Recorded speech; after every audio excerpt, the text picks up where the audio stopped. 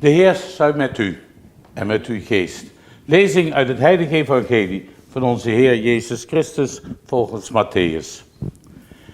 In die tijd werd Jezus bij het zien van de menigte door medelijden bewogen, omdat ze afgetopt neerlagen als schapen zonder herder. En toen sprak hij tegen zijn leerlingen: de oogst is wel groot, maar arbeiders zijn er weinig. Vraag daarom de Heer van de oogst arbeiders te sturen om te oogsten. En hij riep zijn 12 leerlingen bij zich en hij gaf aan hun de macht om de onreine geesten uit te drijven en alle ziekten en kwalen te genezen. En dit zijn die namen van die eerste 12 apostelen. Als eerste Simon, die Petrus wordt genoemd, met zijn broer Andreas. Jacobus, de zoon van Zebedeus, met zijn broer Johannes. Filippus en Bartholomeus, Thomas en Matthäus de tollenaar. Jacobus, de zoon van Alfeus en Thaddäus. Simon, die ook wel ijveraar wordt genoemd. En Judas Iscariot, die hem verraden heeft.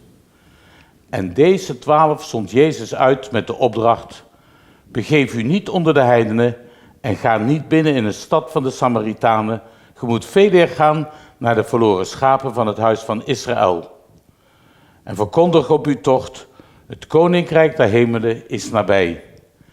Genees zieken, wek doden op, reinig melaatsen, drijf duivels uit. Want voor niets hebt ge ontvangen, voor niets moet ge ook geven. Woord van de Heer. Wij danken God. Beste kijkers, het valt op dat Jezus geen eenpitter is en dat hij niet in zijn eentje geopereerd heeft. Hij heeft vanaf het begin medestanders verzameld. Die 12 die vandaag met name genoemd worden, namen daar een aparte plaats in. 12. Een symbolisch getal dat staat voor de volheid, voor de harmonie. En mannen, uiteraard. Want ze doen denken aan die 12 stammen van Israël uit de tijd van koning David en koning Salomo. Dat was nu wel bijna 1000 jaar geleden, maar de verhalen over een tijd van stabiliteit en vrede waren als een dierbare herinnering blijven hangen. Die 12 werden door Jezus op pad gestuurd. Dit keer nou niet als gezanten voor een politieke droom, maar als getuigen van een nieuwe levensstijl. En heel wat mensen liepen er warm voor. Want ze ervaarden opnieuw verbondenheid, net als in die tijd van David en Salomo. Ze ervaarden opnieuw een nieuwe mentaliteit. Iedereen kon eraan deelnemen. Het ging om een soort nieuwe familie die eruit zou voortkomen. En tijdens Jezus' leven is daarvan misschien wel iets van de grond gekomen. Maar hoe moest het verder wanneer Jezus eenmaal van het toneel verdwenen was? Kon het wel verder zonder hem? Wezenlijk is dat er een verscheidenheid van talenten aanwezig is en dat daar ook ruimte voor is.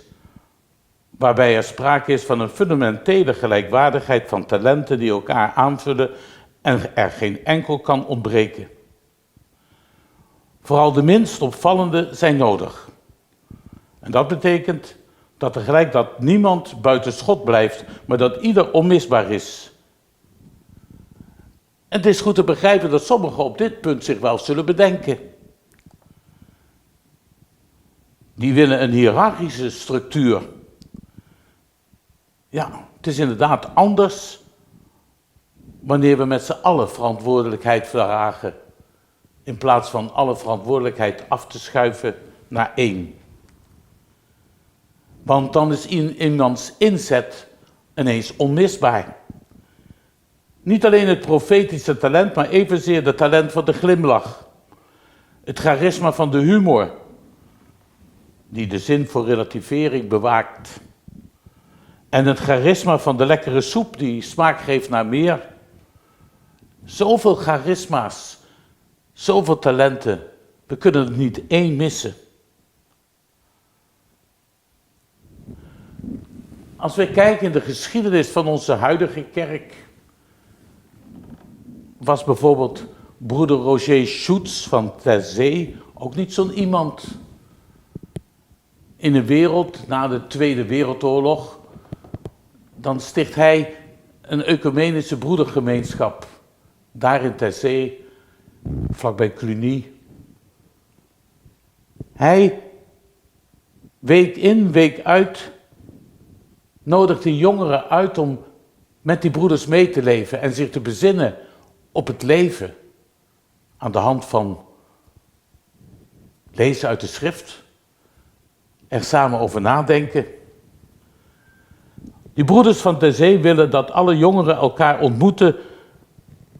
En dan staat het innerlijk leven en de solidariteit onder mensen centraal. En Schutz zegt ook, iedereen is daarbij nodig.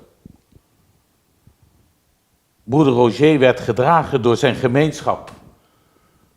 Natuurlijk was hij wel nogal aanwezig in zijn eigen gemeenschap. Maar dat was meer door de mensen om hem heen dan dat hij dat zelf deed. Hij werd gedragen ook na zijn dood. Op 16 augustus 2005, toen hij werd neergestoken in zijn eigen kerk, te midden van zijn broeders, door een verwarde Roemeense vrouw die ineens naar voren liep en hem neerstak. Dan zou je denken, zijn wegvallen heeft misschien wel een aardverschuiving teweeggebracht in de gemeenschap.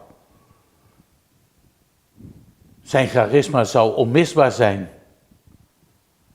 Nee, want de gemeenschap heeft die charisma's allemaal overgenomen. Die charisma's waren al aanwezig in die gemeenschap van broeders.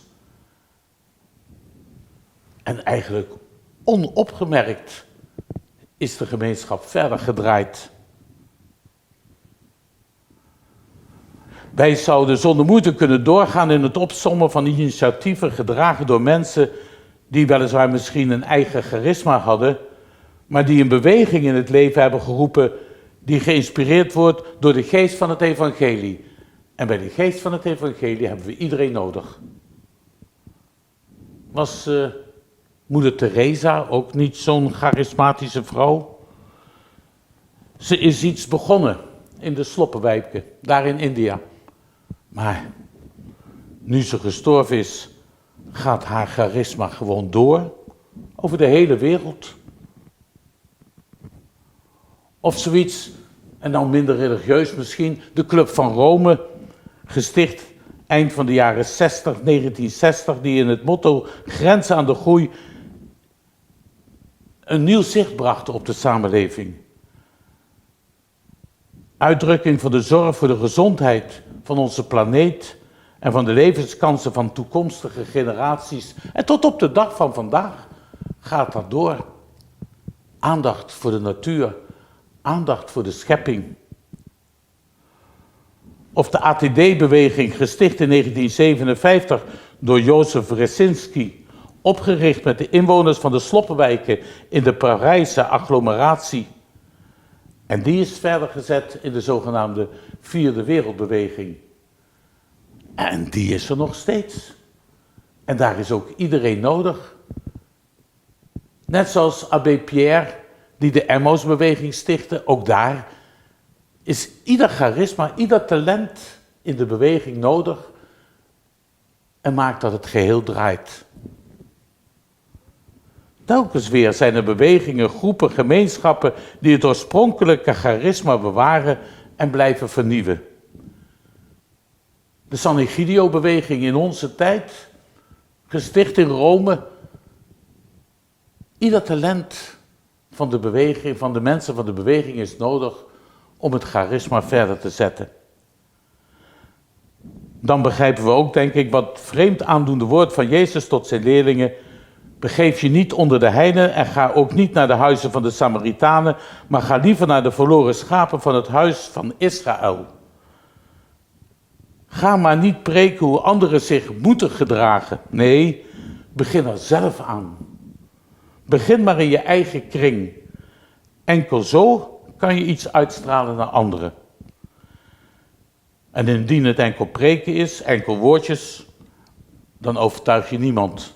Nee, alleen wanneer het zichtbaar wordt wat er werkelijk mogelijk is als iedereen zijn talenten inzet. Zo staan ook wij in onze tijd voor onze verantwoordelijkheid, onze zending.